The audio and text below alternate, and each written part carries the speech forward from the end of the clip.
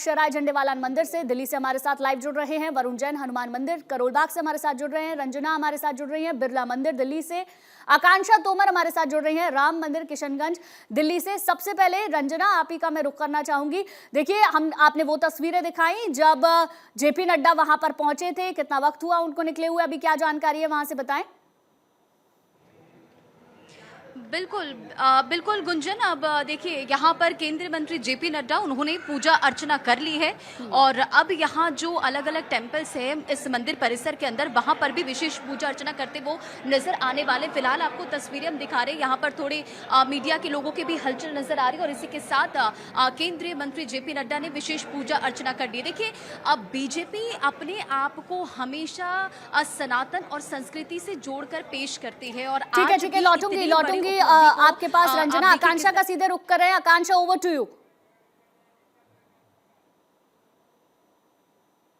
दिल्ली की मुख्यमंत्री इस वक्त मंदिर में पहुंच चुके हैं और कुछ ही क्षण में बस वो यहीं पर पहुंचेंगी इसी प्रांगण में और फिर यहीं पर पूजा अर्चना करते हुए नजर आएंगी। तमाम तैयारियां पूरी कर ली गई हैं उनकी पूजा अर्चना को लेकर, क्योंकि प्रधानमंत्री नरेंद्र मोदी के उत्तम स्वास्थ्य की कामना करते हुए यहाँ पर मुख्यमंत्री नजर आने वाली है। कल ही एक लेख उन्होंने लिखा और उसमें सरकार की तमाम जो बड़ी सफलता है उन आंकड़ों का जिक्र किया और इस बात का भी जिक्र किया कि लोकतंत्र में सरकार की सबसे बड़ी सफलता आंकड़ों से नहीं मापी जाती, असली पहचान उस भरोसे से बनती है जो देश का आम नागरिक महसूस करता है। जब कोई गरीब परिवार पहले पक्के घर का सपना देखता है और उसे वो चाबी सौंपी जाती है तो उस सपने का पूरा होना सबसे बड़ी उपलब्धि होती है। दिल्ली के मुख्यमंत्री ने इस बात का इस लेख में जिक्र किया, अलग अलग सेक्टर्स का जिक्र किया, गरीबों का जिक्र किया कि किस तरह से उनके सपनों को साकार किया जा रहा है। जिस मंदिर में मैं इस वक्त मौजूद हूँ, भगवान श्री राम का ये मंदिर है।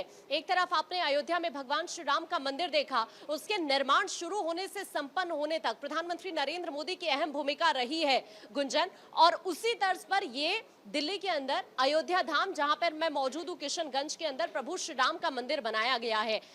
अक्सर आप देखते हैं कि हर मंच से जो एनडीए के तमाम चेहरे हैं वो प्रभु श्री राम का जिक्र करते हुए जरूर नजर आते हैं, क्योंकि अयोध्या का श्री राम मंदिर अपने आप में सबसे इंपॉर्टेंट फैक्टर जरूर रहा है मोदी सरकार के इस पूरे कार्यकाल का, जब हम बड़ी उपलब्धियों का जिक्र करते हैं। और उसी में से जब कुछ भी बड़ी हैपनिंग होती है, कोई भी बड़ा कार्यक्रम होता है, कोई बड़ा इवेंट होता है, तो अक्सर आप देखते हैं कि प्रभु का आशीर्वाद लेना जरूरी हो जाता है और बीजेपी उसी कड़ी में हमेशा से यही करती आई है। अक्सर आप देखते हैं अलग अलग राज्यों के मुख्यमंत्रियों को, अलग अलग नेताओं को बीजेपी के, कि वो प्रभु का आशीर्वाद लेते हुए नजर आते हैं। और जब इतनी बड़ी उपलब्धि का दिन है, जब प्रधानमंत्री नरेंद्र मोदी अपने कार्यकाल के 12 साल 16 दिन पूरे कर चुके हैं, तो इस मौके पर प्रभु श्री राम का आशीर्वाद ना लिया जाए, ऐसा हो ही नहीं सकता।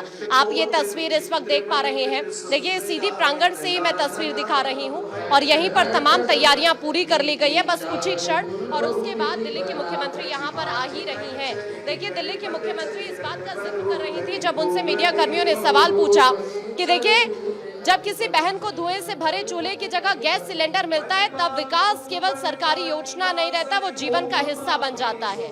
उन्होंने कहा कि प्रधानमंत्री नरेंद्र मोदी के नेतृत्व में सेवा, सुशासन और गरीब कल्याण के 12 वर्ष पूरे हो रहे हैं। तब ये केवल एक राजनीतिक पड़ाव नहीं है, ये भारत के सामाजिक परिवर्तन की एक ऐसी यात्रा है जिसमें करोड़ों लोगों ने अपने जीवन में बदलाव को महसूस किया।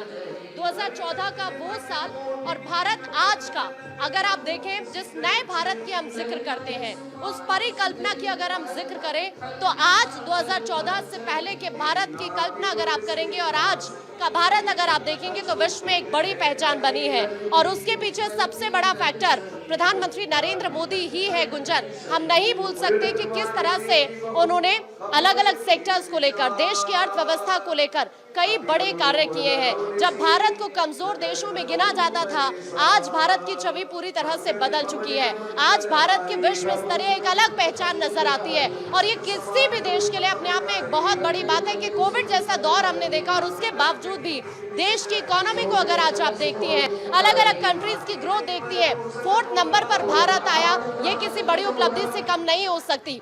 सबसे बड़ी बात हेल्थ सेक्टर की हम बात करते हैं, एजुकेशन सेक्टर की हम बात करते हैं, देश के उन इलाकों की बात करते हैं जहां तक इससे पहले विकास पहुंचता ही नहीं था।